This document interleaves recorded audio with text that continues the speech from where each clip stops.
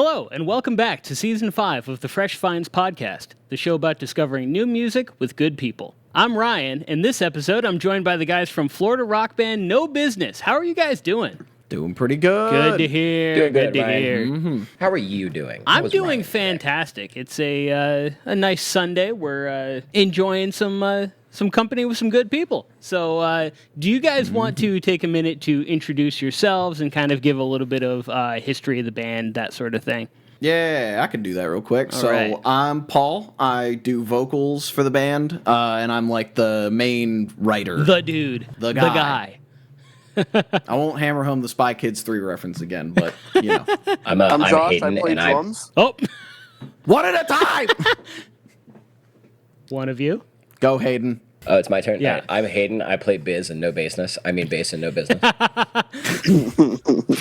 Jesus Christ. My name is Nick, and I play guitar in No Business. And What's last the but lore? not least, I'm Josh. I play drums.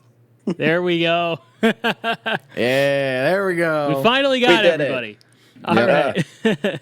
So Paul, you kind of started this out.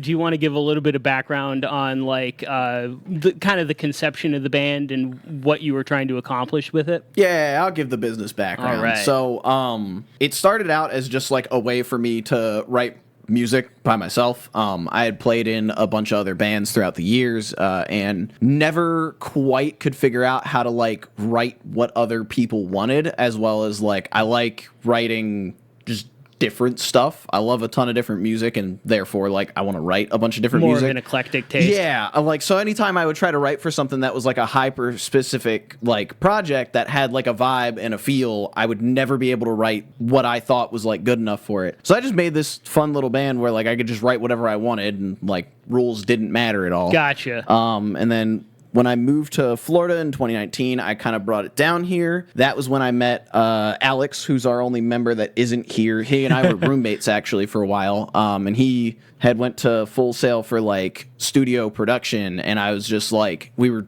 trapped inside in 2020, and I was like, I got this album kicking around. Would you want to produce and mix and master it? And he was like, yeah, sure, why not? So we that was how we made Snitch. Once I had all the Snitch stuff together, I started trying to like figure out playing shows and all that. Because at that I point met it was kind of Hayden. more of like the post-lockdown era, and so everybody's trying to get back into live music again. As everything starts opening up, I met Hayden through work, and I think within like 30 minutes of knowing him, I asked him to join the band.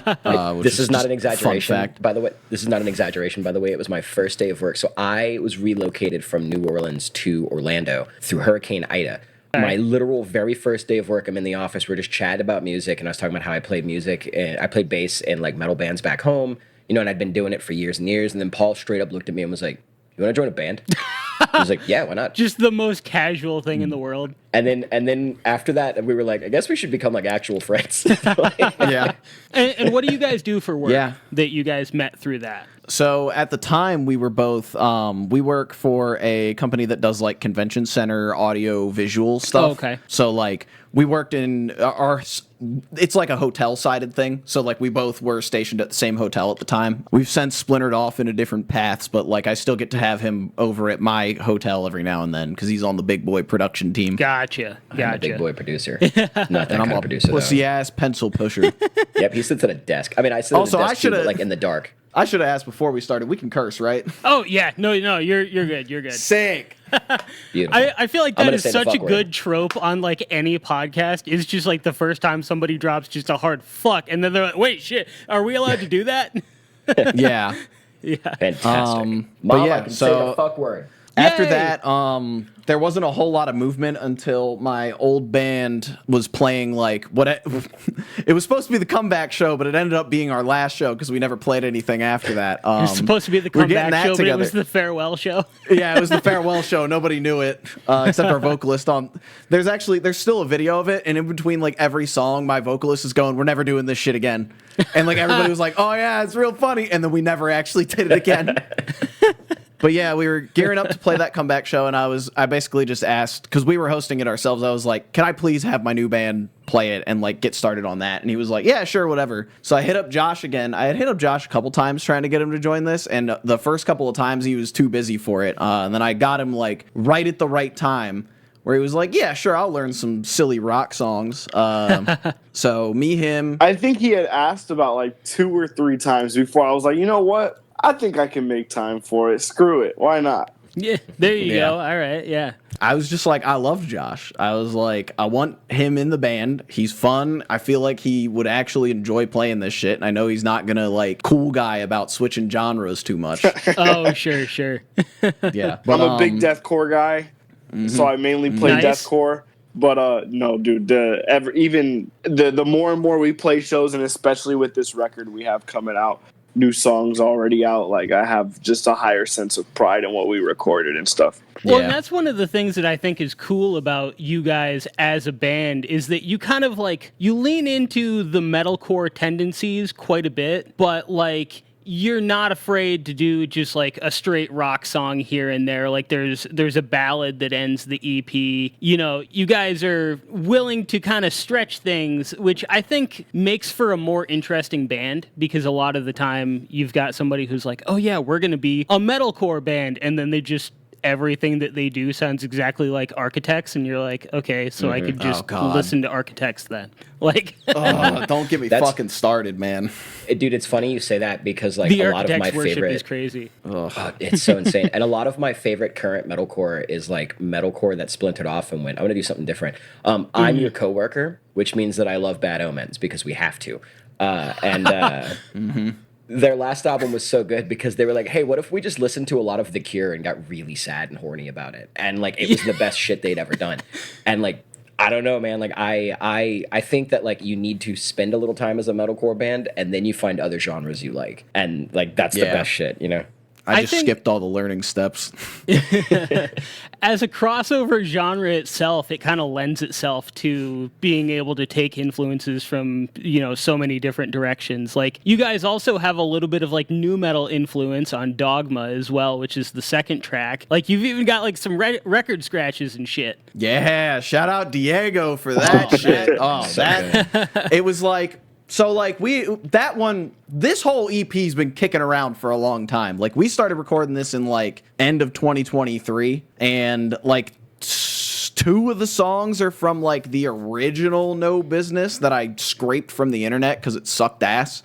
Funny enough, both of the singles are the old as hell songs. So like Dogma and Rebirth, I think I had written and released originally in like 2017 and then scraped it all when we were putting out Snitch because I was like, I don't want people to hear that and be like, oh, this band does not have it together. I regret the decision I regret doing it in the end because I think it's fun to look at, and like you can find the old EP on like Bandcamp still. I was gonna say, I feel like I saw the 2017 EP on Bandcamp. Yeah, I put it back up recently, just calling all the songs demos because like really that's what they are. That, and I wanted to see if anybody could figure out that what songs Strings and Dogma are because I didn't keep their titles the same. They stayed the same all through the recording process, but I changed them at the last minute. Gotcha. To be fair, we did give Dogma a fresh coat of paint. We gave Dogma a huge fresh coat. Both of those have a completely fresh set of paint. Both of those 2 songs.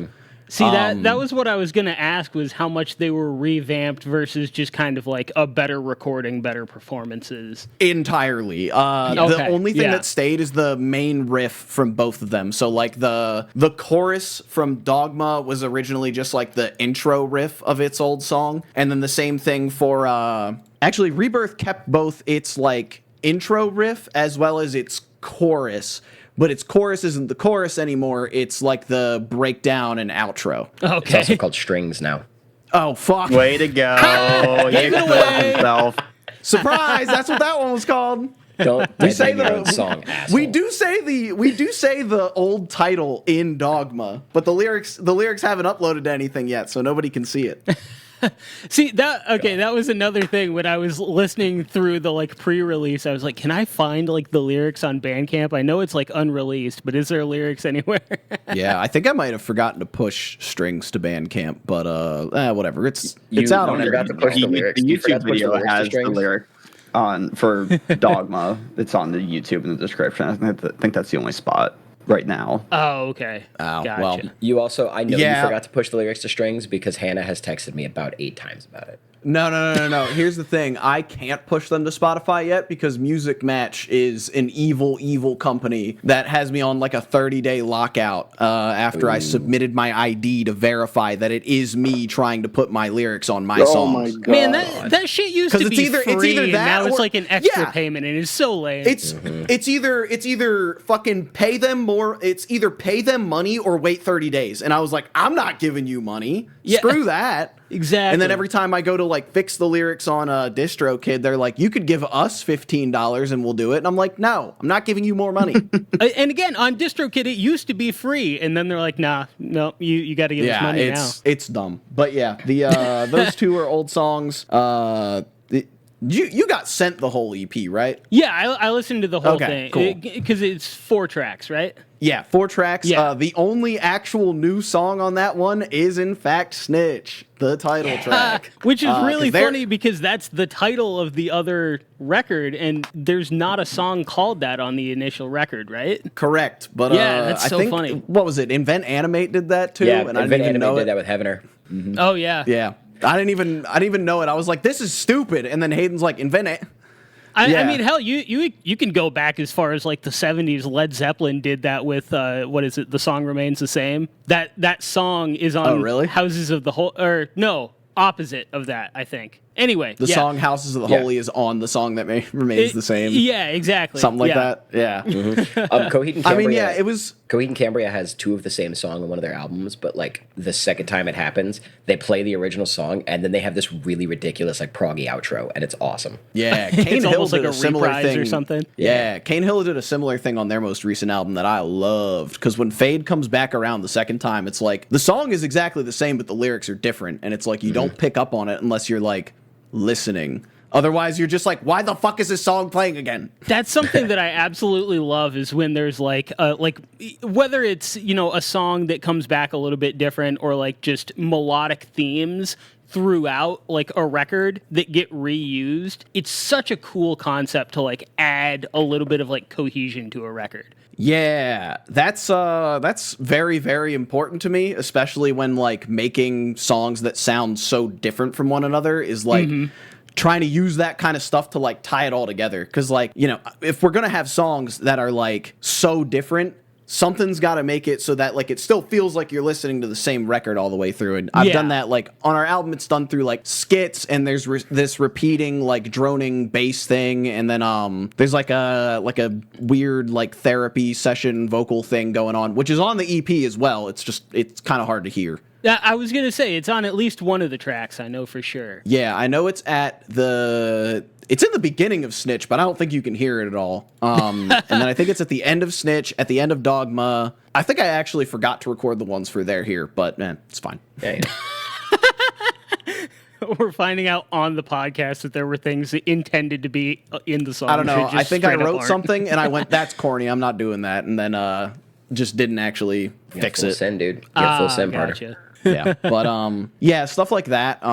So I really like doing all that. Like all of my favorite albums are like concept albums that do that kind of stuff. And like that's just like what I like to do with my music. I like music that sounds like whatever the hell I want it to, and I like to try and figure out how to put the puzzle together and make it all work. Yeah, I mean, I think that having something that kind of ties a record together, whether it's different, different things like the samples that you were talking about, like therapy kind of things, or like anything like that, just little things that tie it together are so important to like making a good cohesive project. I also you specifically also mentioned like the kind of like droning synths and stuff like that. Like when I first heard that, my first thought was that it kind of reminded me of why can't I think of the name now? It kind of reminded me of come back to me on that. Completely forgot where I was going to go with it. Silent Planet. That's who I was thinking of. Oh, hell yeah. Yeah. Like the droning synths and like little synth layers and things like that reminded me a lot of like that most recent Silent Planet record. Paul and I actually saw Silent Planet. Beginning of last year with Johnny Booth and Aviana. That was for that and before. Thornhill. Yeah, and it was. I remember like because I love Silent Planet. but I remember like for a few days afterwards, we both went down a Silent Planet rabbit hole, and we were like, this band really does just a lot of really good shit that shows that like Garrett has such a cohesive vision for like everything he does, and I think that really like stuff like that really shines through, and that's what we like. So that's what we do with the music. And I get that for sure. Yeah, like I love that they throughout like all of Silent Planet stuff, they make like constant callbacks to like old songs, old albums. Like they do it all. Like I think I listened to it was like one of those weeks where I was like having to do a lot of physical work at work, so I just like popped the earbuds in and I listened to their whole discography, and throughout the whole thing I'm like, they're making callbacks to like their first album 4 albums later, and like it still works. Like it's all still cohesive. I just love how The they lore still is kept crazy. the depths trilogy thing going on so much later compared to even the first EP. Like their next 3 albums were doing depth songs too. It throws back to that evolution of metalcore thing we were talking about too, because like the singer of Josh's other band posted a joke about like how many metalcore vocalists like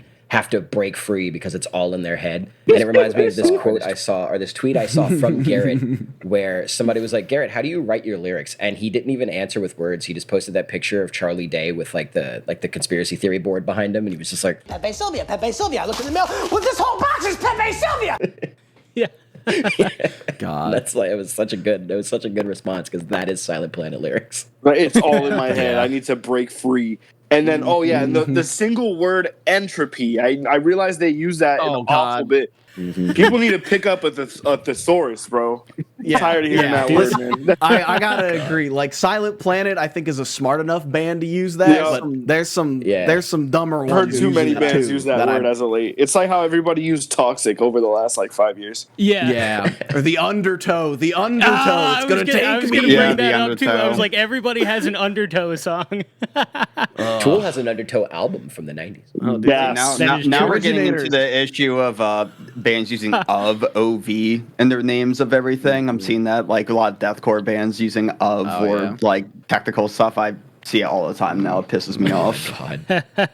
So kind of going into the recording and the production of these last 2 projects, Snitch and then the Snitch deleted scenes. So was this all recorded, produced, mixed, mastered in-house? Yeah, everything was done by Alex, who's unfortunately not here to talk about any of it, but Alex is our other guitarist, and the way we did Snitch was it was just him and I in a room, and we, I would just, get up in the morning, eat breakfast, walk over to his room, and we would just like work on songs for a little bit. And this was like pandemic era, right? Yeah, this was like middle of 2020, because I know I had all the finals by like Christmas of 2020, and I was like, I was like showing my family, I'm like, look, my songs, they're all so good, and then none of them released until 3 years later or 2 years later. It sucks sitting on completed stuff too. It does, and I wanted to be able to play shows with it, and I should have just released it and started working on more stuff. I've been learning a lot with this release of like that I just need to put music out, and like it just needs to get out there. Like once it's done, get it out. Yeah. But yeah, so that was a lot of like us working on songs and like working through them. We also had my other roommate at the time, Jesse. He was the one who wrote all the drums for Snitch. He just kind of programmed them for us because we weren't able to really able to go and like record drums. Like Josh wasn't in the band yet, so we didn't have a drummer, as well as like Jesse. Like we tried a couple different things with like an E-kit, but it never worked out, so he ended up just programming them all. And like you can tell, they sound very programmed on Snitch, but I think the record's still good enough that like people aren't gonna mind. Yeah. I was gonna say it's not glaringly obvious. Like there's some where it's like you listen to it and you're like, oh yeah, that shit is like just on the beat the entire time. Like it's so robotic. Like you did a good enough job of at least like working with it to make it work. Yeah, that's also because of the way that Alex like does his like samples and stuff. He's a big one shot guy, so everything sounds like it's just being like blasted. So without that actual like real kit backing it, it just sounds like slightly fake. But yeah, like specifically at the end of Tattletale, there's a couple of fills that I'm just like, this shit sounds like that 2010 Woe Is Me album, and like it's just it's so fake, and you can kind of tell. Shout out to Thomas Hockey's Drum Kit from Hell. Oh God. No get good drums on this. I have no idea what Alex used for samples on it. Get Good is what I use to write stuff with. Just because like I bought it a while ago because it sounds good and it gets the point across. It's like the metalcore drum sound, essentially. Yeah, exactly. Yeah. It's all I need is something that gets the point across. So I'm rocking with like the Get Good drums. I think I have like the STL Will Putney pack, and like I do have Tone Hub from them too, but I don't use that nearly as much. Yeah. But that's like mostly for demoing. But yeah, for deleted scenes, we actually had a band this time around. Yeah. So it was then time of like, right as we were releasing Snitch actually, was when I turned around and I was like, okay, I got these, like, I had written a live set intro, which ended up becoming Snitch. Okay. I had these like 3 older songs that I was like, I want to redo these and do these justice because like I still believed in the riffs that we had for them. I was like, these old songs suck, the recordings suck, and there's no point in trying to do anything with that. But I was like, these riffs are still really good, and I think I could make the best versions of these songs. So I think it was pretty soon after we had like started playing shows and Snitch came out. Hayden came over to help me out with Dogma's first verse because like I had written like a complete demo. But I was always just like, this first verse sucks ass. So I had Hayden come over, and he just like, he ripped that first verse, like the entire, like, all of the stuff where it's like the dun dun dun dun dun dun dun, dun like all that. Mm-hmm. So that was all Hayden. That like machine gun breakdown was all Hayden. And like for that one later on, when we were going to record it, I had Josh come in. He was the one who helped me orchestrate like the pre-verse, I guess you would call it, with like the drums and toms and stuff. Mm-hmm. I was like, I have no idea what to do with this. And like Josh ironed that out real quick. It was great. Yeah, I think that's the thing. Being able to work with people makes writing so much easier because you're like, I don't have an idea, really, and then somebody else actually has something. Yeah. Instead of just sitting on it. Having that, I played a band. No, you're good. Go ahead. Nuh-uh.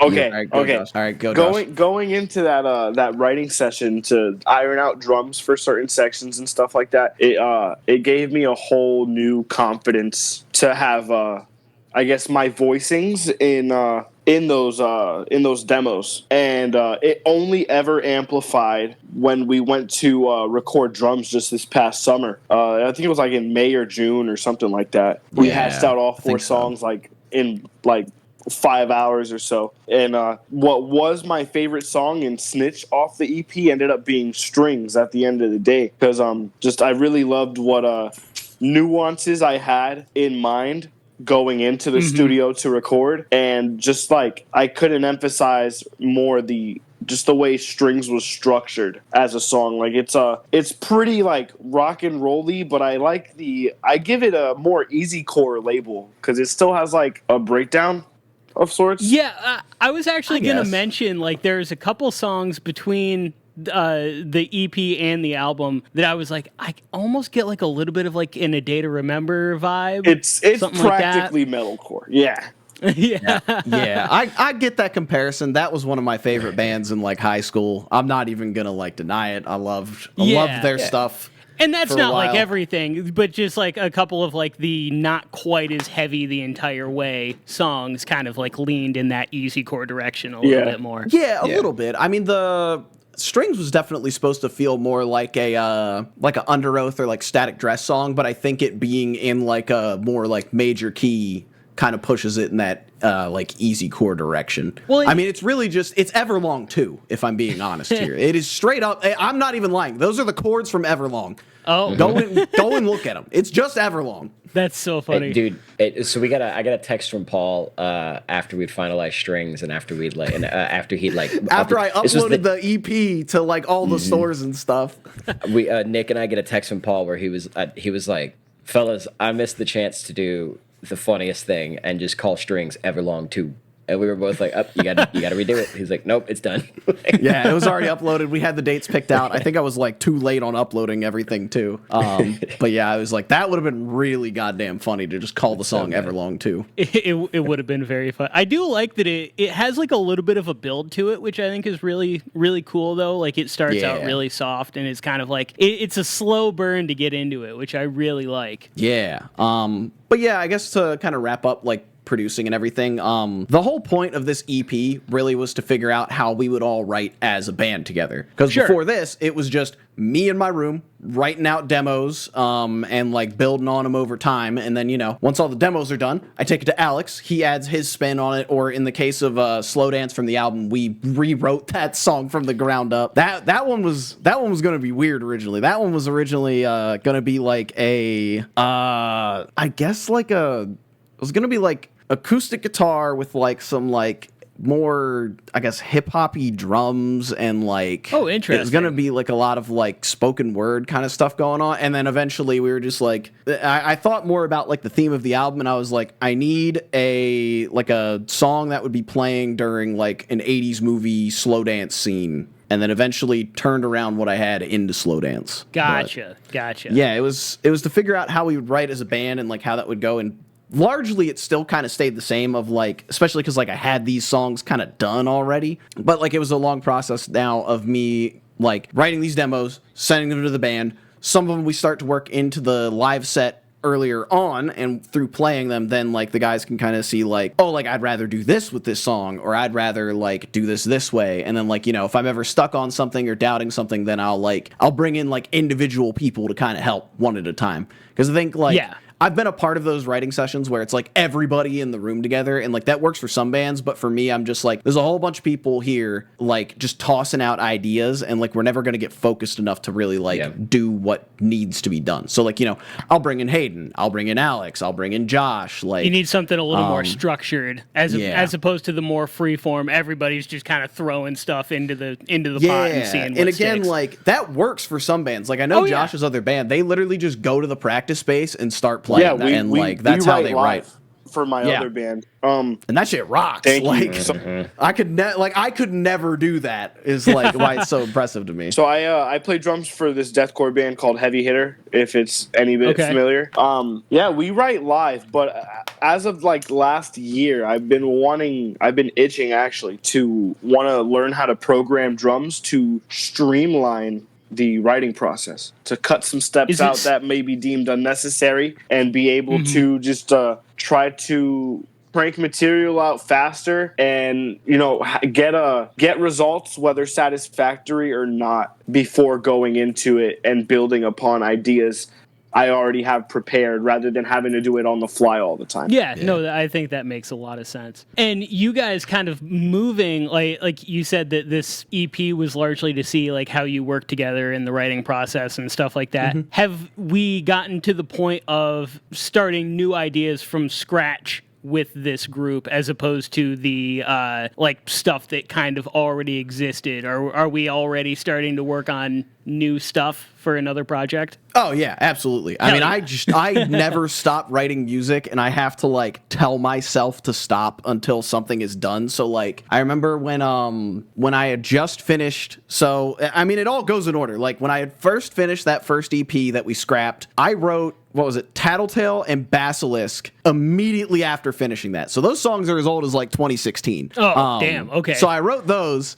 immediately after finishing it. They barely changed as well. So then, like, you know, Snitch is finished, and immediately after that, I started writing some newer songs, which are not released yet. I needed more time for all of that and for the very grandiose idea I have going on for that. But yeah, we've been, I've still been writing demos. I haven't gotten to the point of getting everybody together more often. I've been trying to do that this year, but like we've been slammed at work and all that. But I want to make sure I get these guys in on a lot of that. Because I got a ton of demos already done, and I've got like ideas of like what I want to do with all that, but you know, there's some parts of it that I'm just like, this sucks. How can we fix it? I remember we were to sink my teeth into. Yeah, I remember we were going. I had like this is like right when I joined up with the boys, and we were going to do a recording for Snitch. That I was a part of, and as we're driving over to Alex's place, Paul's just like, you want to hear some unreleased shit? And just like the whole ride over, like we haven't even like finished recording that the EP yet, and he just was showing me stuff. I'm like, this is cool. Like, yeah, I think I showed him like 8 tracks or something. Like it's we have enough music for an album written. I'm just not happy with it yet. There's like probably 6 or 7 of them I'm very happy with, but like, you know, we got to work on it. And I forgot to mention that, but like Nick did not join the band until like a little bit ago. He was originally going to be a guest spot on the song Snitch, and then after a little bit I was like, dog, you play guitar and you're at every show anyways, you want to just be our second guitarist? And he was like, yeah, sure, why not? I just was like, I would just go see the boys play live, because like Paul and I used to live in the same area in Maryland, and we went to college together too. Like we just kept on running into each other. We never like really hit it off, and then we connected again because we both were living in Florida just by chance, and so we connected. And he told me about No Business, so I went and saw the boys live, and that's where I met Hayden, Josh, Alex, and then all I was doing after that was like I would just make shit posts on Twitter for them, and just like which is goofing around and all that, and then but yeah, I go to every show because they were close and they're fun, and I would just get to hang out with my buddies, and then. Yeah, Paul's just like, Are you still the guy behind the Twitter account too? It's a group effort. I just okay. It's like half and half between Nick and I, depending on what it is. Like if you see something that's like incredibly out of pocket, it's probably Nick. Or I've given Josh the Twitter password finally, like I keep saying I'm gonna do. I always find it really funny. Twitter password. Don't give me I always the Twitter find it password. really funny when everybody has equal access to like the band Twitter account, and you can tell like, oh yeah, this is this guy. This isn't the other guy that usually posts shit. Like if you ever see anything that looks like very, very professionally done, good chance Hayden probably logged in for the first time in months and did that one for us. They're just so much better at it than I am. They're so much funnier than I am, and I'm like, I'm more of like a everything in a neat little package and like very succinct, like bam, like kind of I'm that guy, and then they're all just like, all right, but what if we just like farted on it? And it's just like great. I feel like you kind of have to walk that line a little bit. Like you have to kind of go between like finding a good balance of like promotion versus like shit posts. Because I mean, most people aren't gonna like, unless they really fuck with the band and just want to get like the information. It's like, oh, who's gonna follow an account that is just announcements? But like, also, you need to make sure that the announcements get the attention that they deserve, and it's not just 100% shit posts too. So it's it's an interesting line to walk. That's like what I try to focus on if I ever do that. It's like if we're having like a show announcement, it's like let me make a shit post, but like make sure the band flyer or the show flyer is in the shit post announcing the show and stuff that. So like try to blend it a little bit, but mostly just whatever the dumbest thing I can think of in the moment, and then just send it. And we also mentioned that like, Paul, you've been writing demos for new stuff forever, but like, are we getting to the point where the rest of you guys are also like contributing original ideas to like start songs, or is it still largely that you're going to start the basic idea of it and then everybody else kind of comes in later to add their spin to it? Realistically, it's probably always going to stay with me, like being the first one to kind of create demos and then bring everybody else in a little bit later. Sure. This is like it's a very, very like personal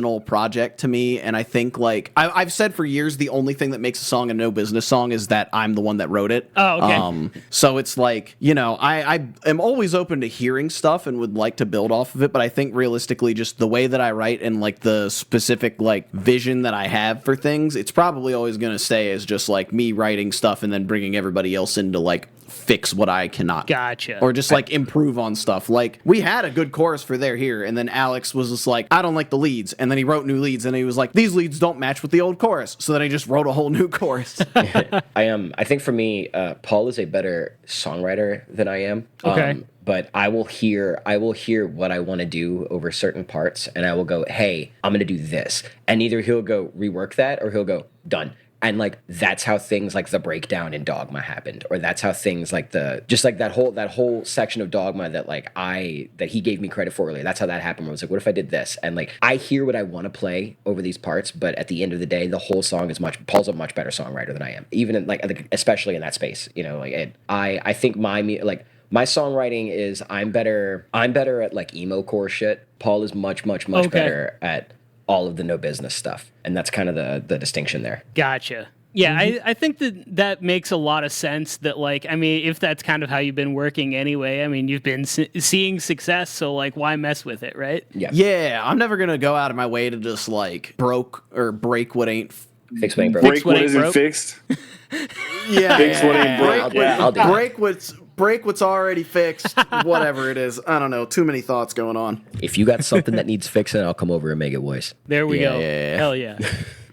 But yeah, you know, it's like, and again, like I said, I love these like concept albums. I've got a very grandiose kind of ridiculous idea for the next one already kind of stored in my brain of like what I want to do and how to connect everything. So it's like, it's a little harder to have other people's like, you know, to fit in somebody else's song into like this vision that I already kind of have like laid out of what I want to do. Well, and like, especially when you've got the big picture thing, it's a lot harder to fit small, like if you were a band that just did like the type of album that's like, here's 10 songs, then that would be a lot easier than if you're trying to do like concept albums and stuff like that. It's a lot harder to just fit random ideas into this big grandiose vision of what the project is going to be. Yeah, I just like, that's not, this EP is kind of the closest I can get to that writing of like, here's a collection of songs. Yeah. Because just like, I don't like listening to music like that. Like, I like it to kind of, like, unless I'm just listening to like a playlist where things change every like couple of minutes, like, I don't like listening to music like that. I like listening to stuff that like, you know, there's like a purpose. You're on a journey. Oh, 100%. Like I think we had joked about like autism in the band and stuff like that, but like that's probably half the reason of it. Like I was in high school trying to like write a script to turn Panic at the Disco's first album into a musical because I was like, I hear something, it's in there. I know it's in there. I see the vision, and like that's crazy. Yeah, you know, I was probably just tweaking, but you know. All right, so I think that this has been a good first part of the episode so far. Is there anything else that you guys specifically want to mention about the band or about the new project or about anything else that you've got coming up before we move on to the second part of the episode? I got no idea when this is. What are you saying? Stream the new EP. Yep. Yeah, stream Snitch Deleted Scenes. I've obviously got no idea. It'll be out by the time this episode comes out. Yeah, I figured this was probably going to come out like a little bit after it, but if probably a week or two. If it hasn't passed yet and you're in Orlando, we're playing a show on March 14th at the Conduit. It's our buddies in Lost Trees like hometown show. Every single band on that is actually genuinely good. Very good. Go to that shit. Hell yeah. I hope to have music from the new project out by the end of this year, but we'll see how that goes. I'm sure it won't happen now that I've mentioned it out loud, but Hey man. We'll see what happens. My hours at work die down at the end of March, so yeah, I'm kind of in the same boat. So we'll see what we can do. Maybe that like spring break kind of place will try and get things going. But hell yeah, there we just got to see what happens. All right, perfect. So now we're getting to the point of sharing some new tunes together, some fresh finds, if you will. So I'm going to have the first one. We're going to kind of go around. Everybody has 2 song choices, and that's going to... And normally I say that gives you the closer, but of course it would because there's 4 of you. And anyway. So my first song that I'm going to play is by a band called Arlen Gun Club. And they are kind of like an indie punk emo band from Cincinnati, Ohio. And this is from their new EP, which is called An Unbearable Weight, which was released back in January. And this song is called Spinning.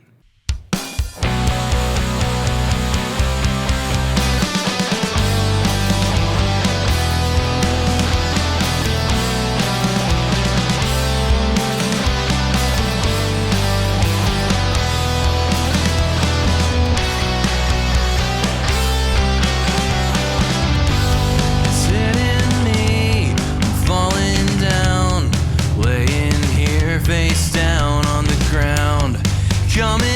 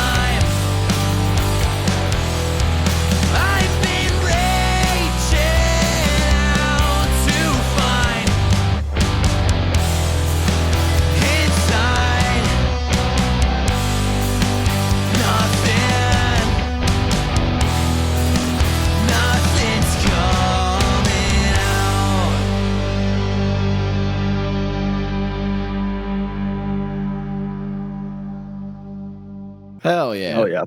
So catchy. I love just a good, short, sweet, catchy tune like that. Yeah, I can dig that. It I hope they hear this, they don't take any offense to it, but it reminds me of like modern Green Day, but like yeah, it reminds me of like their newest album actually. Like some of those like slower, more I guess like ballady not really ballady songs, but like those. I mean, that's the best Green Day shit in years too, so I mean it's the best shit since I mean Revolution Radio is pretty good. But like probably other than that, best shit since 21st Century Breakdown. Yeah, for sure. It very much to me it very much had that like so like a lot of that like grungy kind of very pre-pop punk fueled like that Nirvana and like Bush and like Failure era stuff is coming back. And like bands like Teenage Wrist are bringing that into the mainstream. That was the vibe I got more than anything else. That the vocals were very Cobain-esque. Yeah. Yeah. Oh, interesting. I was actually thinking like Smashing Pumpkins, Billy Corgan.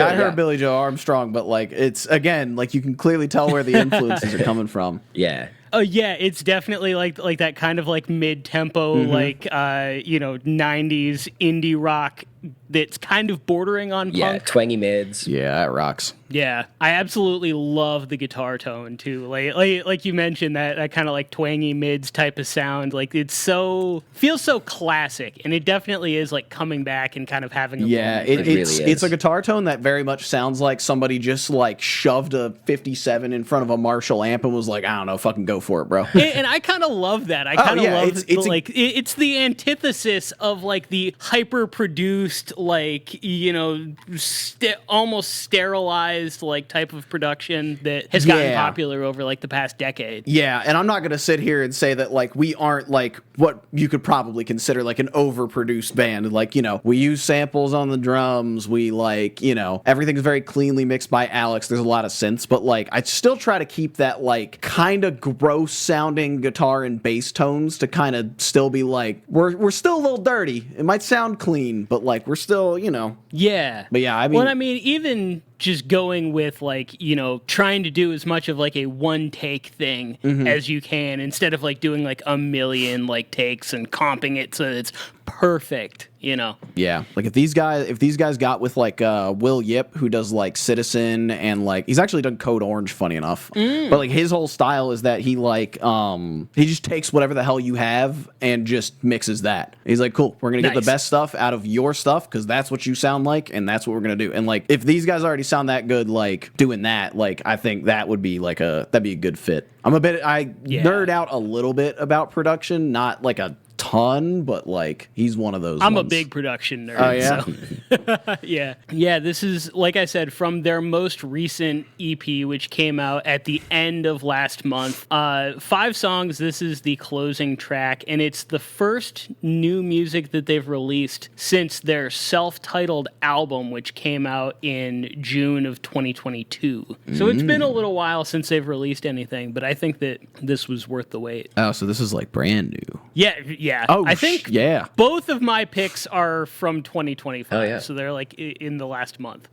Yeah, that's fair. But I'm also trying to, stay relevant and whatever. So Yeah, absolutely. So what do we have up next? Who wants to go next? Anybody got anything picked out? I'm kind of trying to decide what I want to do. Again, I've got my long ass list of all the people that I wanted to like shout out. The song I put is a bit of a really long listen, but I have another one in mind. We can do that other one if you want. I don't mind a long song. I have it queued. It's a band I found on tour with Heavy Hitter this past month. We were on the road with 156 Silence out of Pittsburgh. And, also People Watching by 156 Silence. If nobody's listening to that, get on that ASAP. For the best records of last year. I was going to say, I'm literally saving this to my library to check out later. It is massive. It is one of the best, like, just straight up metalcore albums I have heard in so long. Yeah. It's so good. It's nice. So their guitarist Ryan, we share way more similar tastes in music than I anticipated. He likes really fucked up like heavy music, much like I do. And he showed me this band out of LA called Black Sheep Wall. That's like very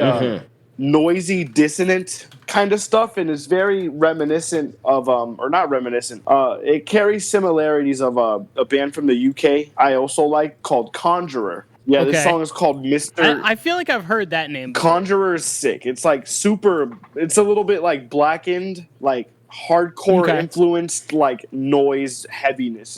It's just crazy dark stuff. But Mr. Gone is practically like an American rendition of the same band.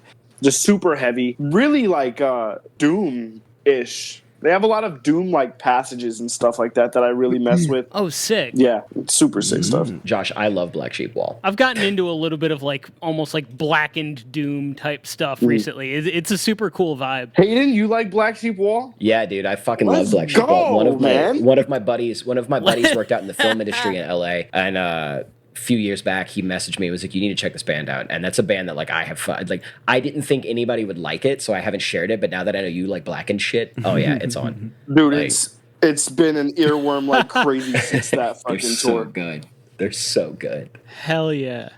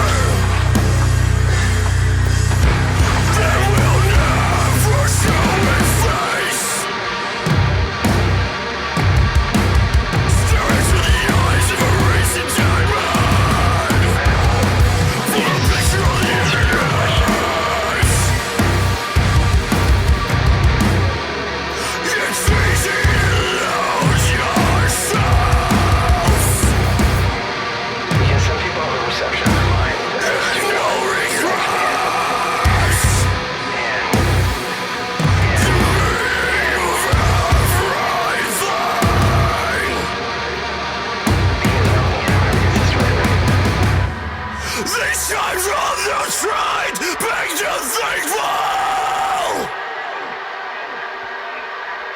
That's the point you must understand.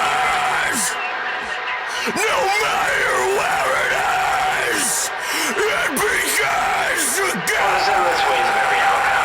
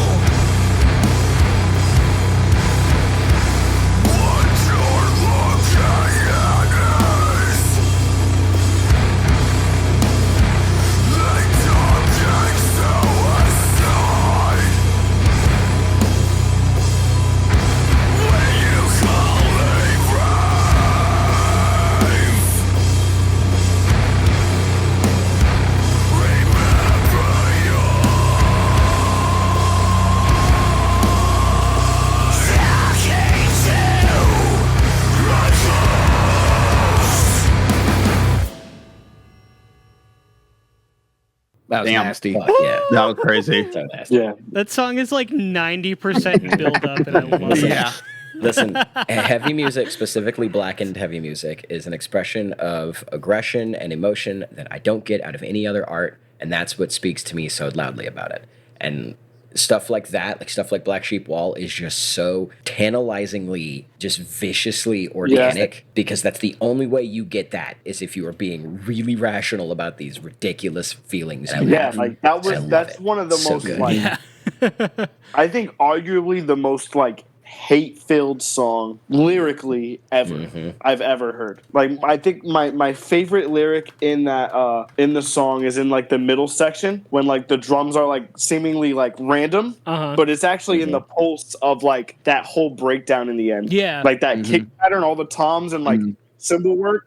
Yeah. Yeah, how it keeps that like da da da da da da. It keeps that there's through this the lyric entire that song. says what is it? Please just pray they don't find out you're a fraud. And then it's what does it say after that? It took me to melt to find my spine, and now I feel your cancer is just God doing my dirty work. That's the most crazy. disgusting shit ever. Jesus Christ. I love that. Hell yeah. God damn. Well, that middle section too, one of the things that I thought was crazy was that there was the vocals, the lyrics, and then there was like another like recording of like somebody talking or something like that underneath it. It kind of reminded me of like the end of I think it's I can't remember if it's one of the songs at the end of Lateralis or 10,000 Days, where it's like they're just like in a psychiatric ward or whatever, and that's like what the whole song is just like the babblings of like a mental patient or whatever from Tool. Like that's kind of what it reminded me of. It was crazy. Yeah, I had to check like all my fucking Google Chrome tabs and be like, is that the song or is that something else coming through? I love it. I love the dissonance, man. Yeah, dude. Just the guitars droning throughout the whole thing like gives a newfound anxiety or something through it too. Yeah. Well, and they're just doing that like minor second, like fucking like low panic chord type of thing basically the entire time. So it's just so dissonant and so like there's no relent. It doesn't relent. No. It doesn't let up. It's just like this entire thing. You're just like it's edging you the whole time, basically. Oh yeah. Hell yeah. 1000%. I also thought it was kind of funny. I had like a weird like glitch right when the first like breakdown happened. So it was like I heard like the first half of the black, and then it like cut out for a second. At least you got the memo. Okay, I got the idea of it anyway. So who wants to go next? I will go next. I have two songs, and I'm sorry if I'm stealing, because I didn't know if Paul wanted to do the same thing. But we had mentioned earlier we have an Orlando show coming up, and I do want to shout out our boy Johnny. I do want to play. So Lost Trees put out an album last year. Local Orlando. They're a local Orlando band. And yeah, it was so good because for a while, Lost Trees, I think, was trying to do the Aerocore thing where like they were very, very metalcore focused. And I think Johnny, you can tell even from like their earlier stuff, that's not necessarily what he was like super comfortable writing. The opening track on the new album is called Pedal Dance. Yes, bro. I do think it is my favorite Lost Trees song because it is so it feels like something he wrote from a place, like from a very... Again, like back to that organic, just from a very organic place. Like it feels like he's actually letting out. It feels like he's sweating out a fever through like his expression in that song. And I also just want to shout them out because I fucking love Lost Trees. They were the first local Orlando band I found because they found me on Twitter. So yeah, I'm gonna go ahead and cue that up. Love this song.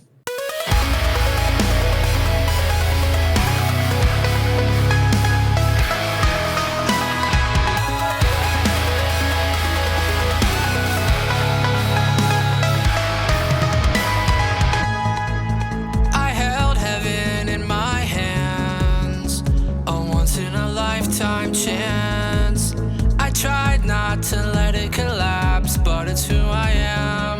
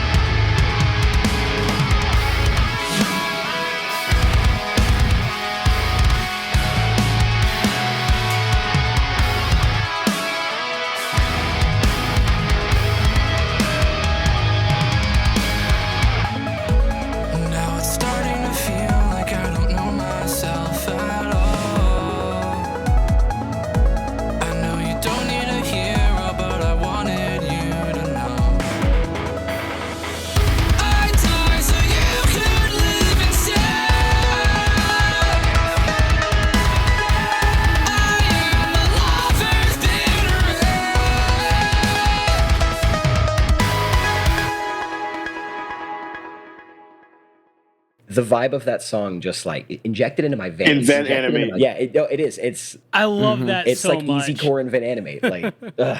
That's what the vibe is. It's just invent animate. Yeah, it's invent animate worship. God. That's I'm just so no into that. unclean vocals. Yeah, I'm so into that like heavy pop kind of sound. Like that's kind of what I've started to call that stuff, because I feel like there's been like the splintering off of metalcore into like kind of a more pop direction.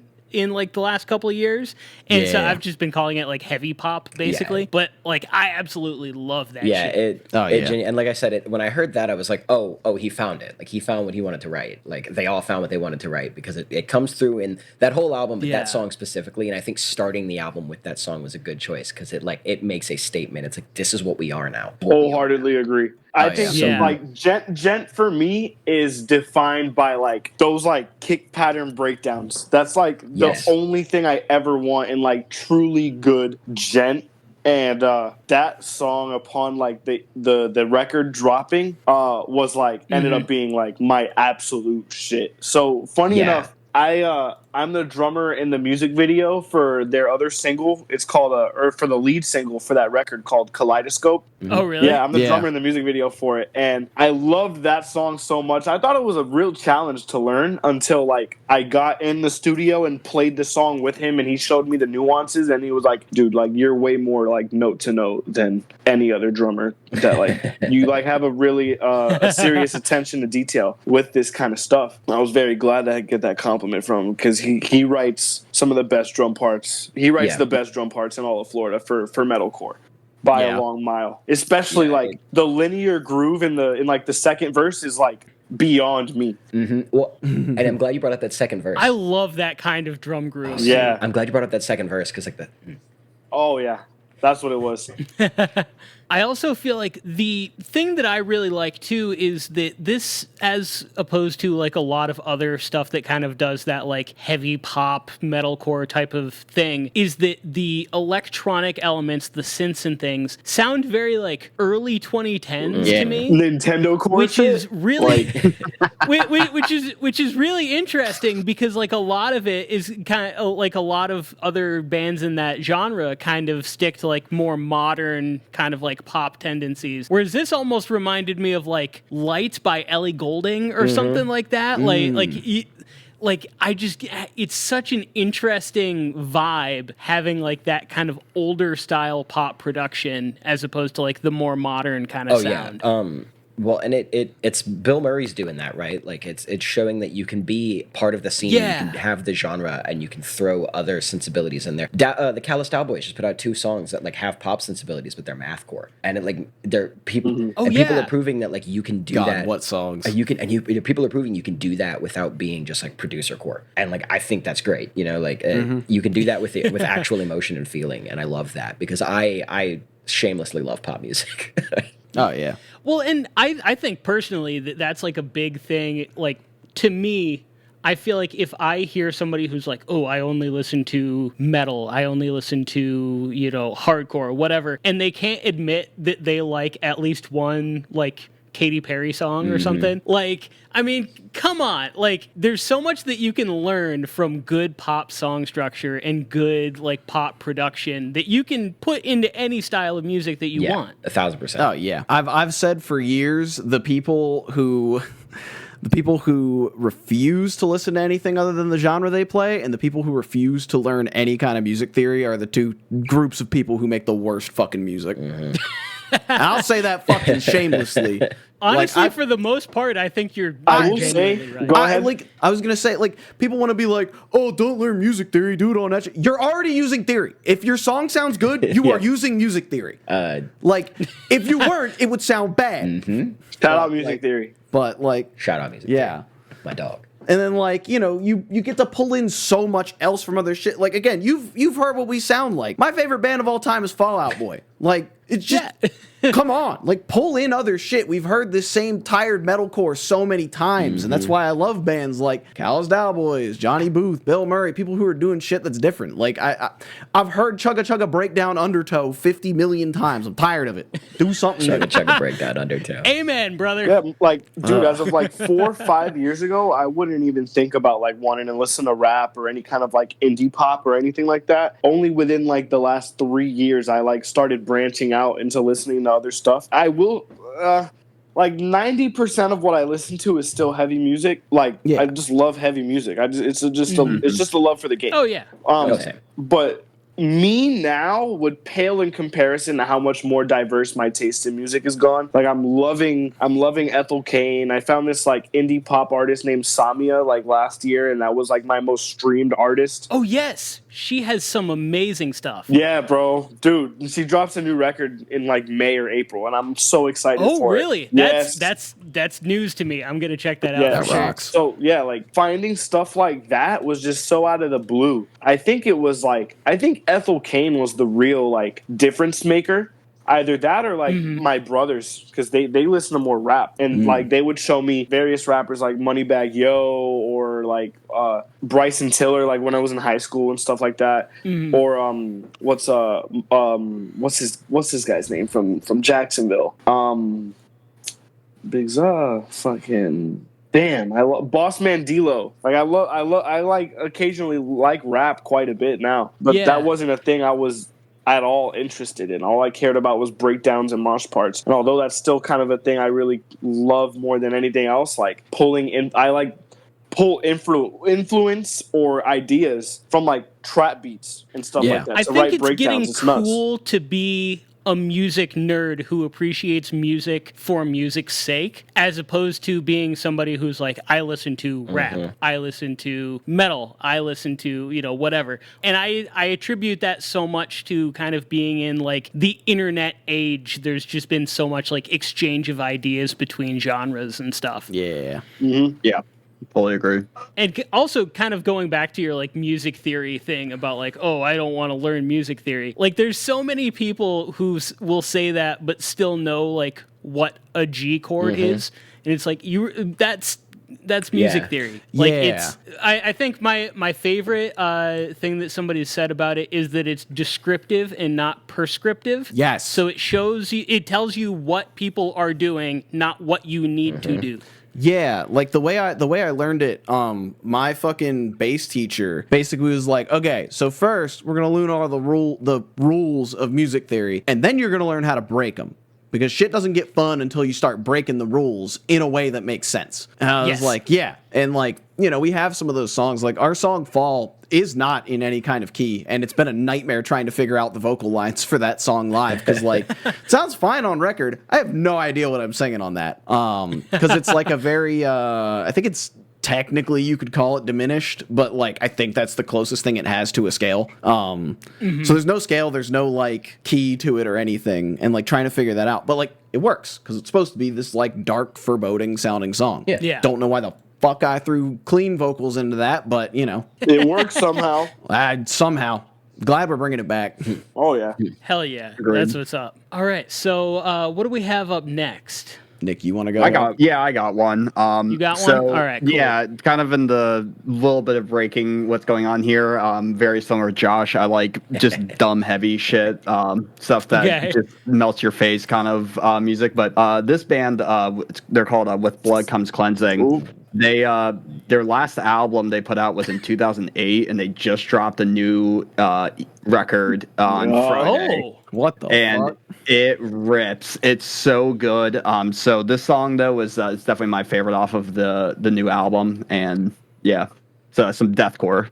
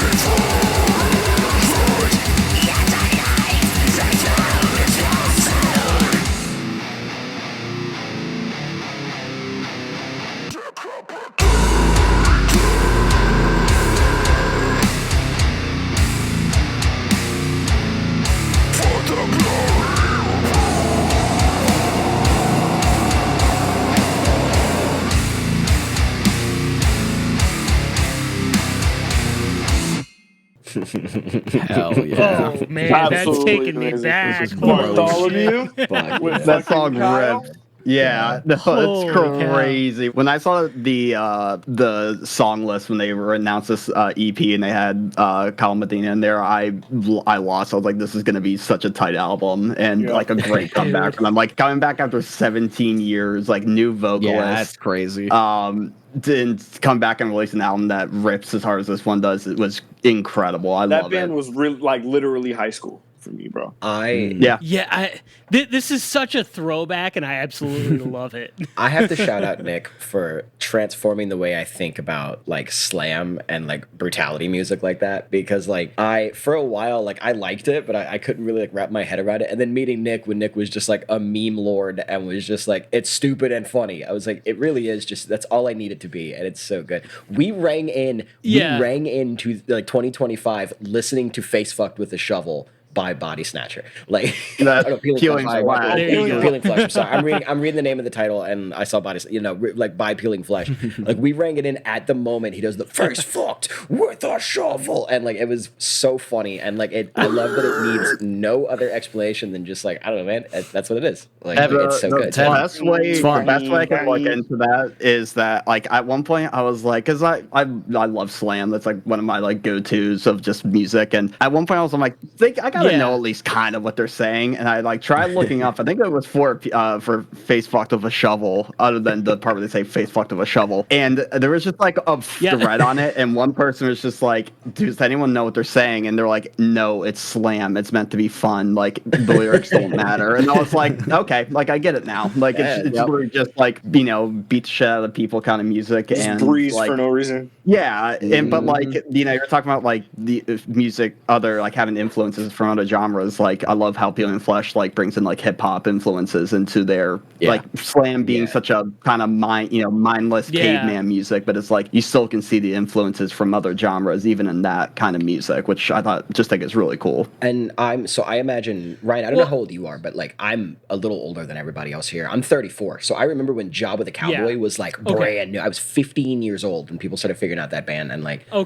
And I remember when that. Yeah, I'm a little bit younger than you. I'm like mid to late. There you go. 20s. Yeah. So which like so that's probably the rest of us. Everybody else's. So that was like middle school. Yeah, I was 15. I was like, and I was into like I was into like early metalcore. Like I think I was the first one of my friends to adopt Kill Switch Engage and like 36 Crazy Fists and all those bands. Okay, sure. And then Job with the Cowboy came out, and I remember there were two camps. There were people who like fucking loved it, and like they had like the swoopy hair, and they wore Tom's shoes, and they were basically like the darker versions of like the Attack kids. And then you had people who just made fun of it. And what I love is that slam is a genre of music that looped back around, or was like, they're making fun of it by making these noises and doing these things. Let's make that into actual music. And now you have slam, which like they've proven like you cannot make fun of us. We took old school like pig squealing deathcore and we made it into just something funny and fun, and everyone loves it, and you cannot make fun of us because we're kicking ass. And I love that. It's so good. Mm-hmm. One of the things that I do like about this kind of like almost throwback deathcore type of style is that there's a bit more variance, I feel like, in the vocal styles that they do than like a lot of modern deathcore. It feels like everybody's kind of trying to do the like Lorna Shore thing, and you're not getting nearly as much like different people experimenting with like how they use their voice. It feels like it's kind of gotten a little bit more like homogenized. Yeah. And I like how varied it is throughout this song. Yeah, and Peeling Flesh and like the little like now I have to listen to With Blood Comes Cleansing, because like all those bands, what they're doing is they're like, what would sound best right here? Would it sound best if I pig squealed, or would it sound best if I just screeched like a banshee? And like that's literally the only thought they put into it, and I love that. Like genuinely love that. Yeah. 100%. This is just, again, ridiculously heavy. Like I say that sometimes and I feel like people like don't take it as a compliment, but sometimes I'm like, yeah, this was so heavy that I just started laughing. Like that's it. It was just so ridiculous that's the only like response to it. That's the only thing it needs to be. So. Josh is in his car Yep, now. I'm going to be driving in the podcast at the same time. Oh yeah. All right. So my next song, I've got a choose your own adventure for you guys. Oh boy, All oh right. So I chose 3 songs initially, so I have to cut one. So do we want to stay heavy and do like a crazy hardcore band, or do we want to do a little bit of a palate cleanser and do like an indie rock thing? Oh man. I say hardcore. Yeah, let's do, I'd say let's do hardcore heavy. as well. All right, hell yeah. So this is a band that I found just the other day. They released their project literally, they released this 3 days ago, and it's a single with 2 songs on it, which is a little confusing. But it was literally like, I think there was just a quick little Stereo Gum article about this project or something. And this band is called Volcano. Oh my God. They are from Ohio. Oh, all right. Somebody knows what I'm talking about. Yeah, I know. I know all and about so this. This is the first of those 2 singles on this like A-side, B-side thing. This song is called Yoder. Just Yoder. Ohio beatdown, bro.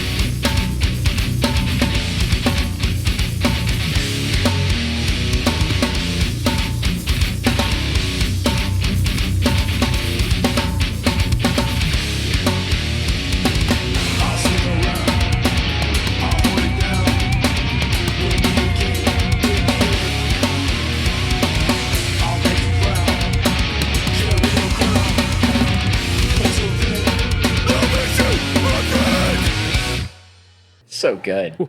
God, that was good. That was This good. band is unreal. Yeah. I've still yet to see them live. That was They so need to good. play Florida. I only found out about them like the other day when this dropped. Apparently, they have, I think it's an album that No, they it's an released EP. before this. It's an EP. Oh, is it an EP? So Yeah, wait, this single was your first exposure? Yes, yeah. So I you had need not to heard go of them back. before this. You need to go back to Fool to the Game. Yeah, I was gonna say that was the first project, right? That Yeah, was like that 20. that is the EP. It's unreal. So I don't know if you know, the guitarist for this band is the drummer for Sanguisugabog. Oh no shit. I did not. Is that know how that. the fuck you pronounce Yeah. that? Okay. Yeah, Sanguisugabog. Yes. Yes. I like how I brought it up, but you've got all the info. Oh, absolutely. They're from Ohio. Yeah, they're fucking nuts. I want to be confident that the drummer for Sanguisugabog, he writes everything for this band. Okay. Like that he does the drums. Love Like at least he writes the drums. He doesn't play it because he's the live guitarist. Yeah, Yeah. the band's absolutely disgusting. So good. It's like, I mean, it's if you're not 200 pounds or heavier, get the fuck out of the pit. You're gonna die. no, you- it big boys. literally. Have you This is heard of what insane. they do? What Sanguisugabog does in the middle of their sets with a football? Oh no. No, They will I'm not throw- I'm not really familiar with them a whole lot. They're very kind of a similar vibe, but they will throw a football Okay. into the pit and they say, "Hey, when this song is done, whoever has the football gets like a free shirt or a hoodie or something like that." And their fans are all like 200+ pound like big boys beating the shit out of each other. And then Oh they my start God. playing like one of their most like violent songs, and people just go ape shit and kill each other trying to get it's that called football. Murder Ball. Yeah, it That's is crazy, hilarious. God. Dude, I need to look that. I need to see like if they've got like a Hate 5-6 video or something like Oh, that. it's got it. There is one where you could find anything involving their set and Murder Ball. It's hell yeah, hilarious. It's very funny. But yeah, so I first found, like I said, I first found them when this dropped, and didn't know anything about them, and also like I was looking them up and I couldn't find any info about them either because they're not really on social media or anything, and so I was like, man, so it's awesome that you had some info about this because it's crazy. Also, like this style of beatdown hardcore is the only style that I can stand that like poink type of like snare drum. Like I absolutely hate it anywhere else, but like in this style of music it's just perfect. That's fair. That's fair. Dodgeball snare. It's nuts. It's great. Dodgeball snare is a good thing. I hate it in basically every other context, but in this it's just perfect. Love it. Love the dodgeball snare. All right, Josh, what do you got up for us next? Yeah, I think I'll cue it up for you since you're we stay in the same order. We got Josh next. Yeah. I think he's frozen. Did we lose him? Froze. Uh-oh. He's gone. It's that Orlando cell phone signal, baby. Rest in God. peace. Hope the fuck not. Well, let's go to Hayden for now and see if Josh comes back. I got two choices, man. I'm having problems between picking one. I got Burial Joy and I got Second Impact. What do you think? Ooh, I did have Second Impact pulled up. All right, so I'm gonna go ahead and you do can do Burial Burial Joy. So these are some other. This is another right. band that we are. I'm friends with. Paul has seen them once. They're really, really, really sweet dudes. Shout out to their lead singer Angelo and their bassist Ian. Just real nice guys. Yeah. Genuinely really good dudes. Really great musicians. They bring that they're like a blackened version of like old school Under Oath. They bring back 2009 in a big way, and like last year was a big return to form to like old school emo for me. Really talented. I really, really hope we get to rip a gig with them sometime soon. I met them through a friend. Who I won't say their name. I don't know if they'd want to be, but like a really dear friend of mine just dragged me to one of their shows, and I instantly I fell in love with all of them. They're really great. So this is Burial Joy.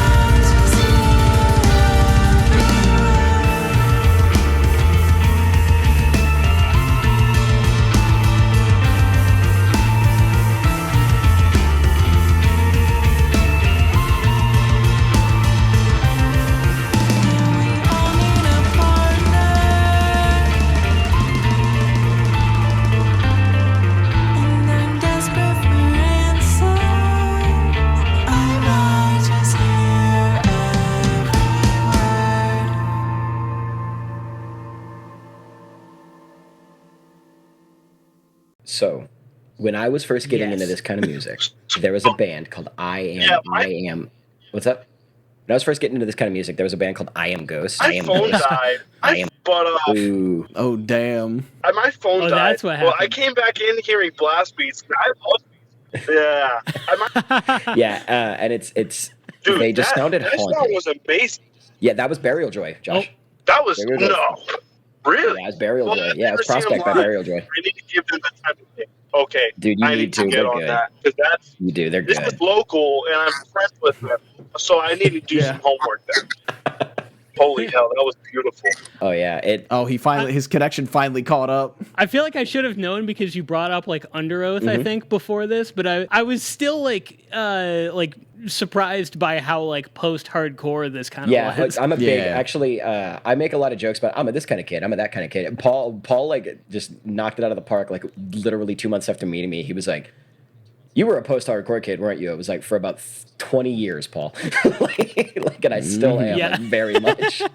I am absolutely a post dude. Like I have a Coheed and Cambria tattoo. Like I am through and through a post-hardcore kid. Yeah.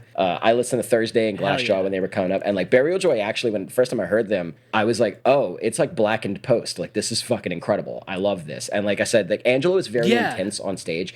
Anybody listening to this from Orlando, please go see Burial Joy. Please come see us. Please go see Burial Joy as well. Like so good, and they're sweet boys, man. I really love them. Just nice dudes. Is this their first full-length project? Their first full-length. I think they've been playing for about 3 years, and I think it took them a little bit to get the full album off the ground, but man, it's good. It's really good. This sounds so polished. I would have not taken this for like a first release. Very good shit. Like to me, this sounds like a band that's at least like, 3 records deep or something like that. It's insane. I think they took the time to really dial in their sound because it's so specific and you have to. And like Well, everybody listens to like so many different bands and stuff like that too. Yeah. I was gonna say like Ian's in Noctis as well, and like I don't know what anybody else in that band is. Their drummer looks very familiar. That's Josh. Gotcha.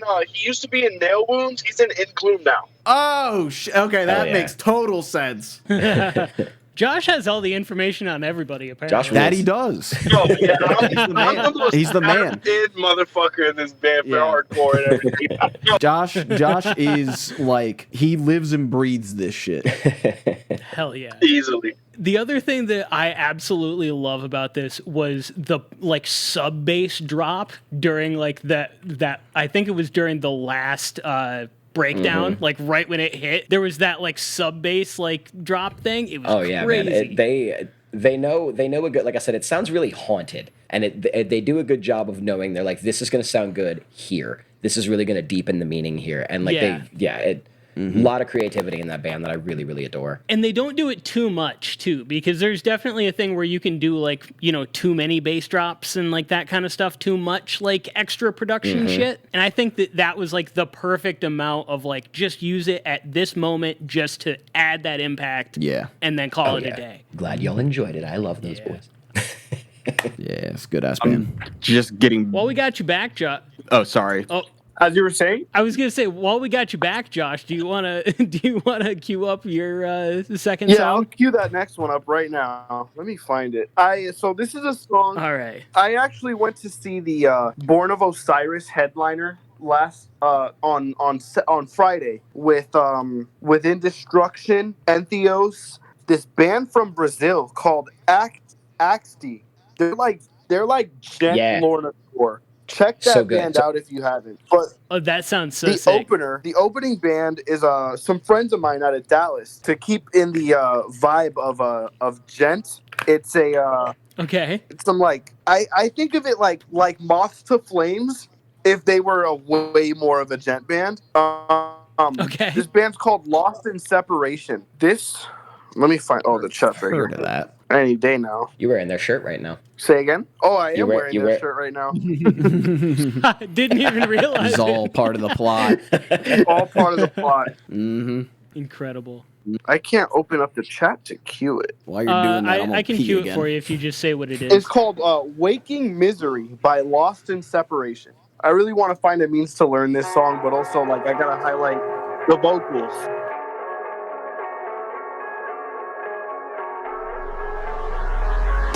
I'm sinking into waking misery.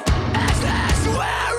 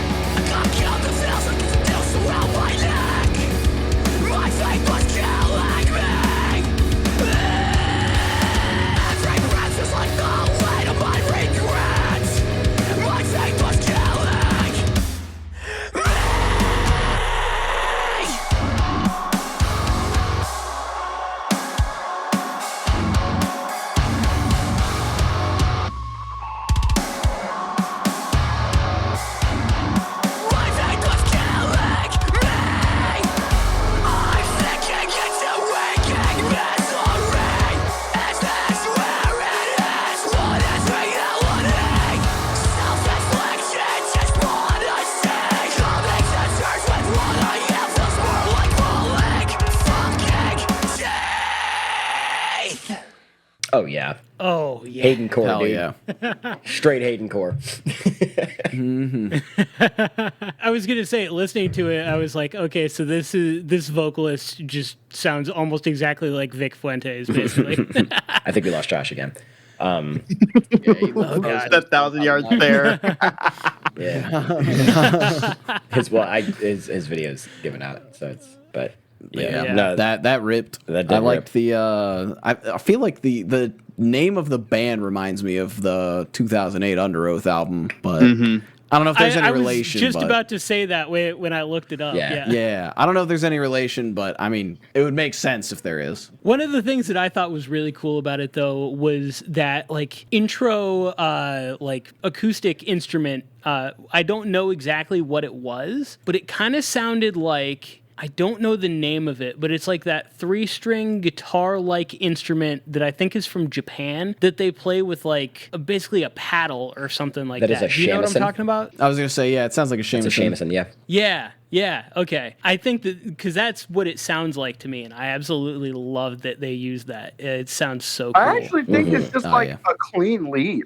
I'm not too sure. There's something about the tone of the attack that leads me to think that it's something else and not a guitar, or like the way that it resonates just is different. Might be. I don't know. I think it's really cool though. Yeah. And when did this project come out? This 2022. Yeah, they have a looks full like. length they dropped last year called Sabretooth, and a new single they dropped like a few days ago, if not recently. Yeah, I was gonna say February 7th is when they dropped their most recent single, God. Black Yeah, last Mirror, week. which is what I thought you were gonna play. No. Just having heard that song live, Waking Misery, I was like, dude, this shit almost brought me to tears yesterday. I've seen the band twice, but like the performance they had on Friday was like way better than the first, I'd say. It was just nuts. It was great. And where are these guys from? They're from Dallas, Texas. They're on tour with Born. They're on tour with Born of Osiris. Yeah, I remember him sharing that earlier. Yep. Poor Josh. No, that's absolutely crazy. Josh, we'll pour one out. R.I.P. to the boy. God, But no, that was crazy. That was really good. so good. Yeah, we want to get Nick's rolling. Yeah, let's do it. Let's Yeah, do I had that, 'cause a I toss know- up on mine. I was real stuck, but I had to keep it going with the slam theme that I had. really? I saw these guys. Okay, all right. Back in September. This is Snuffed on Sight. They have a song with featuring 200 Stab Wounds, which is like a death metal band, like kind of an old school death metal band. This song live Okay. was so fucking crazy. It's a little bit older, but they're working on new stuff right now. But they kick ass.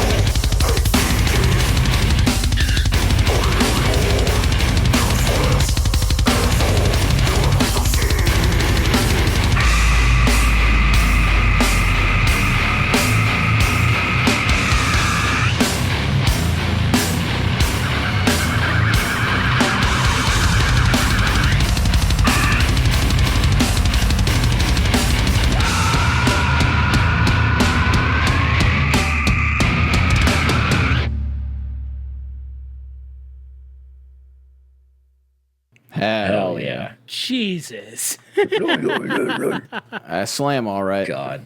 I love Yep. the way their vocalist does his. I have no idea how he gets that tone, and it's very unique. Though I love it. They kick ass, and they're really really sick live. Yeah. I like the one time that it was just like, yeah, So I like the one time it was for like, like so long. Yeah. It's like fucking guttural mix of like a false chord into like a slam like mic, because like the way he's got his mic like right up on his mouth the whole time he's doing it, but he's like still like it's very raspy. I don't know. It's sick though. I love Snuffed on Sight. All their songs rip. Just all ass beaters. Great time. we do love a good ass beater in this house. The amount of waiting in the intro. That intro is Yeah. such a Like, build you're up. just like, I was like, did this cut out? And then it just comes back again, and I'm like, Yeah, I thought like the Did it Discord cut out again? I thought Discord was like cutting, and I was just like missing beats, but it was just drawn out like that. I saw the shady and grin Nick had, and I knew it was like there's something funny about this intro, Oh God. and I was correct. also love how just the entire like intro part, the drummer's just like, all right, 1, 2, 3, 4, on like the stacks, and then just moves over to the snare, and it's still just 1, 2, 3, 4, and then you finally get to the fucking blast beat shit. Yeah, and it's like even like when they get like the bass kicking on it too, like it's just such a long intro. Like they do like drown it out in the beginning, and then like it's still drowned out, but they were like slowly adding each instrument into it right before they just kick everything off at the same time. I love it. Yeah, that was insane. You said that they are still putting out. Oh yeah, they put out an album in 2023. Yeah. So they're working on stuff now. They've been on a few podcasts. They've been talking about some of the new stuff they're working on. Them Nice. and Peeling Flesh are really tight. They have a few songs together, and they like kind of like are working with each other on something. If I'm not mistaken, Ooh. it's they have 2 songs that they do together, but a lot of times when they tour together. And I know like they both have helped each other out with like how much they've exploded recently. Like Peeling Flesh really helped out Snuffed and Sight get brought up on the scene. So I know they collaborate a lot on stuff that they're working on. So it's always just a good time with them. Like again, it's like kind of the thing of like it doesn't need to be anything super like specific and special. It's just dumb heavy fun. Like you can have it like I've even seen it in like more hardcore stuff. Like this other song I was really debating on putting there is Corn Fed by Big Ass Truck. Hell yeah. Another dumb heavy song that's just Incredible name. Big Ass Truck is incredible. They are about as dumb, ignorant, like beatdown as you can get, but fantastic band. I also always love when kind of bands are friends and they're just always like the two of them are just like hyping each other's stuff up and like do collaborations a lot and stuff like that too. Yeah. Yeah, no, there was a cool live set of Snuffed on Sight that I saw where they were going to play their song that features Peeling Flesh, and the guy was like, if you can do the vocal style of the lead vocalist of Peeling Flesh, like please come up and like rip this song for us because we can't do it. Like they just were like, we're not even gonna try. So like if one of you can like do it for us. So like it's just like cool shit like that. Hey man, good on them for knowing their limits, you know. Yeah. God. I also find it amusing when people are invited to mic grab. There's something very funny about it being like a planned thing like that, but Love it. all right. So Paul has the final track of the afternoon. Yep, final track, maybe the best name of a track that we have all day. But this is by our friends in a band called Second Impact. We played their EP release show last year. They're just a bunch of really fucking cool people. Yeah, they're great. And like we were like both like geeking out over each other after the set. They were just like almost like, because they were like, oh, we love that you guys like switch styles in the middle of it. And I was like, I'm so glad that y'all don't just play straight up hardcore. Although I think that's what this song is. But anyways, this one's called "I'm Going to Kill You, I Have a Gun" by Second Impact. It's just my favorite from them.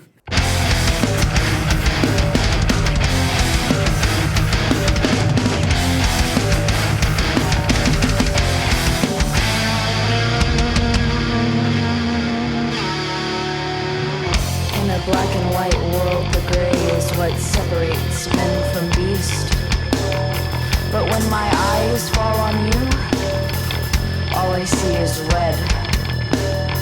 I see filth, I see shame, I see a traitor, a mistake, manipulator, violator, predator.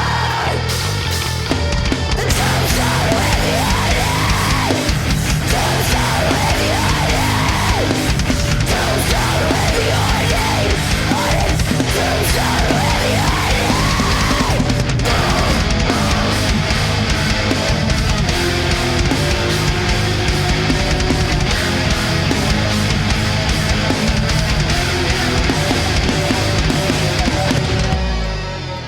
You picked the wrong fucking one, bitch!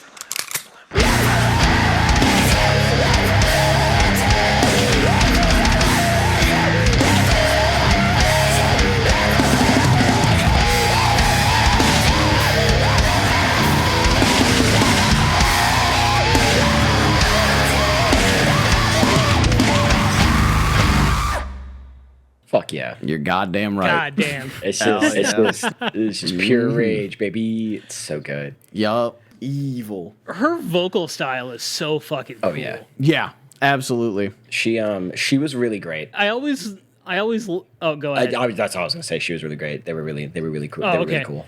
I'm going to I correct always- real quick and say they. Oh. I'm pretty sure. I don't fully remember, but I do believe they go by they, them. Gotcha. I apologize. Okay, good to know. I gotta look But up. I always love more of an effeminate vocal style in like hardcore music because you don't come across it quite as much. So when you get that higher register, there's just something so different about it that I think is super cool. Oh yeah. Oh yeah, and they do it incredibly. Like I love that. Like you have that like little intro section, and then you have like this like quieter like tension building section, and like that band they do a great job of tension and release, and just write good songs. And then like the last like breakdown is just nutso shit. Yeah.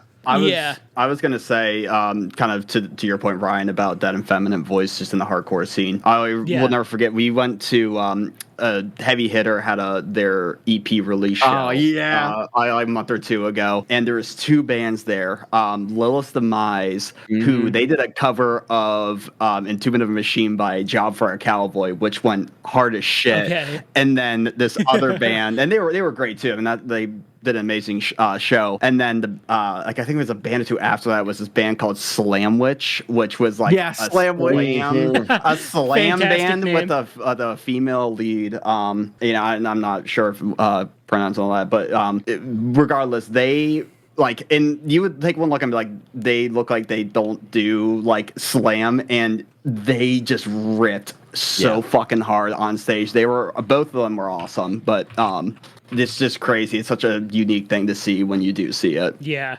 Also, just that break and then the gun cock. Like, yeah. That shit's so- classic. Oh, it's so good. I mean, at this point, you're practically getting into theater, basically. Like Yeah. this is not just a song. This is a performance, and you have these bits. Yeah. And I love that shit in music. Like I love music that like it tells a story like that. Like you've got little bits, or like, maybe there's just like some like offside conversation or something that happens in between shit, or who even knows. But yeah, like any of that like tells something more than just I wrote a song about my feelings. Like it's just like, oh, I can really see like the story unfolding within this now. I wrote a song. Yeah, I think it's just so Getting cool. better. Oh, okay.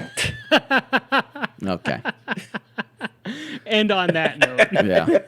Let's say, listen, we're talking about fresh finds, not, one of the biggest, rightfully so, biggest bands in the scene right now. it has been crazy seeing like just their rise over the past couple of years, Oh, yeah. going from like just having a viral moment on TikTok that was largely how like probably most of the people who didn't know about them before know about them now. Yeah. And then just seeing them getting to the point of playing like all these huge festivals and fucking Jimmy Kimmel and shit. Oh, yeah. Like, Yeah, and for a song that Crazy. sounds like that to get nominated for a Grammy is so fucking sick. Insane, Like it's you can I actually watched the Grammys this year, and like they did a whole thing where they were talking about like, yeah, we've brought on a shitload of new like people to actually vote on this, and we've expanded like the Academy, and it does show with like the nominations and who they're picking to win these awards now. Like I feel like it is a much better representation of like the state of music, and it's not these crusty old dudes who haven't actually produced a song in 20 years picking all this anymore. Yeah, no, I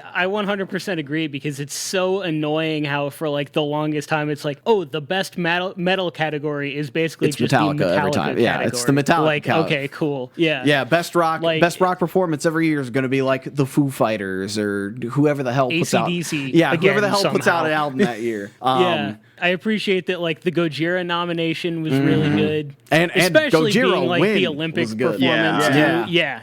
said it was Satanic performance Panic. was, We're so at back. the Olympics was insane. Like it had every right to win it. Like Oh, yeah. there shouldn't even Like- been a competition. Yeah, and like the other bands like Knocked Loose and Spirit Box both were just like, well, obviously we wanted to win, but if we were gonna lose, we're really glad we lost to Gojira.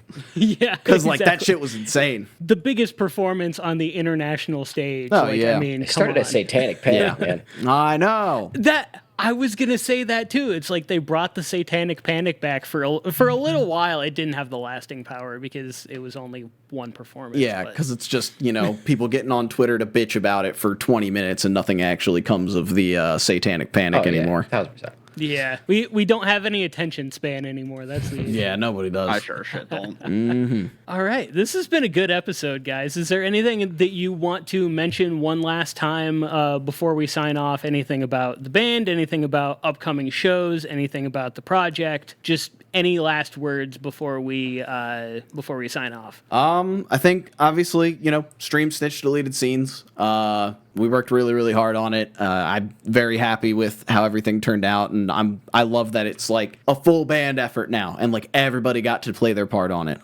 So I think it's really good. I think it fucking rocks, and there's definitely like I hate to do the fucking stereotypical thing, but there is actually something for everybody on there. We play a lot of different styles. As far as shows, we've got one in March. I'm trying to put a little something together for like early to mid-summer, maybe a little run around the state. I don't know. I got to see what everybody's schedules look like and what we can actually get away with. But I want to put something together to like really celebrate like the end of this, like the end of the Snitch story. Yeah. Like we've put out the B-sides Alright, from yeah. it. Want to do? I would love at least to do a Orlando show where like we play everything. But I also would like to play around Florida a little bit because we really haven't played anywhere outside of Orlando and like Daytona a few times. So. Yeah, that would definitely be cool to get to go around a little bit more. Yeah, so, hopefully we'll be seeing y'all soon. If you don't live in Orlando, if you do live in Orlando, we better be seeing you soon at that Lost Tree show on the 14th, because that's going to be fucking amazing. So First person to kiss I me think on that's the all mouth I gets a got. kiss on the mouth. All Yeah, right. I'm just echo Paul said, excited to have the music out. Crowd killing is a form of moshing. I defend that shit. Yeah. Push pits are dumb, and show up, support local bands, and keep doing cool shit. Oh, yeah. Yeah. Am I allowed to shout out bands Hell yeah. that I didn't get to show off? Yeah, 100%. All right, cool. Shout out to Granite State. Shout out to Delilah. Shout out to Heavy Hitter. Shout out to Bedroom Floor. Shout out to Thirst. Shout out to Knife Lighter. Shout out to In Gloom. Pulses with Sails Ahead. Cheem, Mode, Chidori, Nail Wound. Yeah. So many fucking good bands. Just like, skim through that. Just look through fucking show flyers and stuff. Listen to people. Even if they suck, at least you gave it a chance. And on that note, this has been the Fresh Finds Podcast, the show about discovering new music with good people.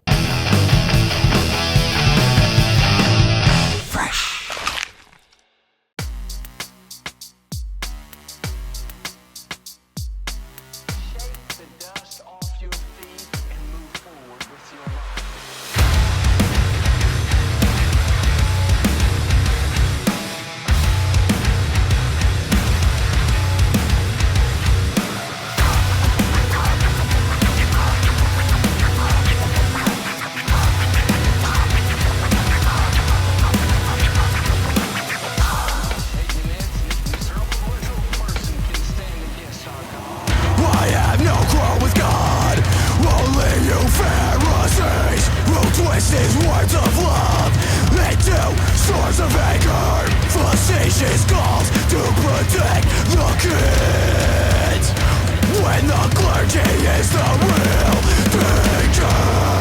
God, will you move aside? Go ahead, catch the stone from your perfect life. You your backwards vibe. And there's an elephant in the room. If he came back today, you'd all be doomed. You crucify him again if he doesn't smite you first.